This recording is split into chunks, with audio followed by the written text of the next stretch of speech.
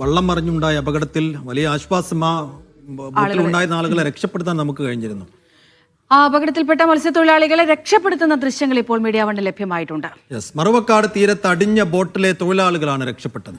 വിഴിഞ്ഞം സ്വദേശികളായ വിജയ്, രാജേഷ് എന്നിവരാണ് വള്ളത്തിലുണ്ടായിരുന്നത്. ഇന്നലെയാണ് ഇവർ സഞ്ചരിച്ചിരുന്ന ഫൈബർ വള്ളം അപകടത്തിൽപ്പെട്ടത്.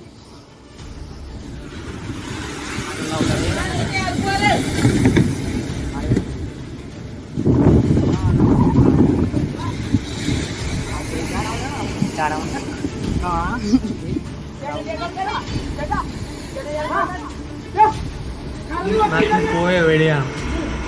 ഫസ്റ്റ് 2 മെഷീൻ ഉണ്ടായിരുന്നു. ഒരു മെഷീൻ റിപ്പയറായി, കംപ്ലൈൻ്റ് ആയി. അടുത്ത മെഷീൻ സ്റ്റാർട്ടാക്കി തുടങ്ങിയതും കടലിന് വഞ്ചി കരയ്ക്ക് അടിഞ്ഞ് അതും സ്റ്റാർട്ടായി.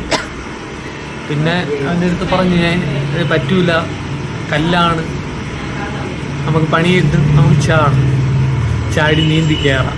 അവൻ എന്നാൽ പറഞ്ഞ ഒരു കൂട്ടുകാരൻ്റെ വള്ളം രക്ഷിക്കാണ്. ഞാൻ പറഞ്ഞു, ജീവ ആദ്യം രക്ഷിക്കാൻ ചാടാം.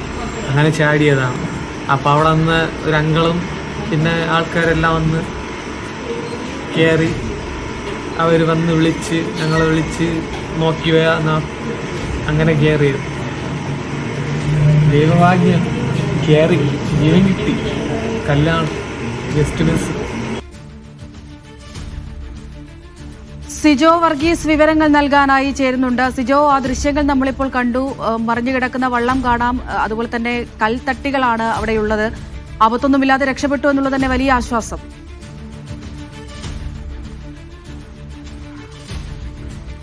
അത് തന്നെയാണ് ഏറ്റവും പ്രധാനപ്പെട്ട ഒരു കാര്യം. എന്തായാലും ഈ വള്ളത്തിൽ 6 പേരാണ് ഉണ്ടായിരുന്നത്.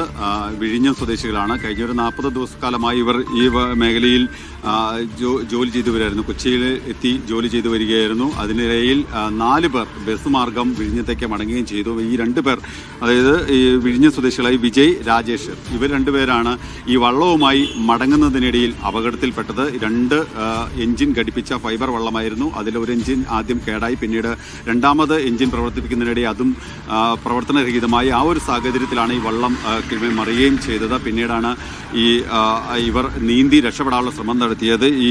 ഇതിനിടയിൽ ഈ മറുവക്കാട് തീരത്തേക്ക് ഈ ബോട്ട് അടിയുകയും ചെയ്തു. തൊട്ട് പിന്നാലെ തന്നെ തൊഴിലാളികൾ അവിടെ നീന്തി രക്ഷപ്പെടാനുള്ള ഒരു ശ്രമം നടത്തുകയും ചെയ്തിരുന്നു. അതിനിടയിലാണ് ഈ നാട്ടുകാർ ഈ 2 പേരെ കാണുന്നത്. ആന്റണി, സെൽവൻ, അനു, ആന്റണി എന്നിവർ ഉൾപ്പെടെയുള്ള ആളുകൾ, ഈ പ്രദേശവാസികളാണ്.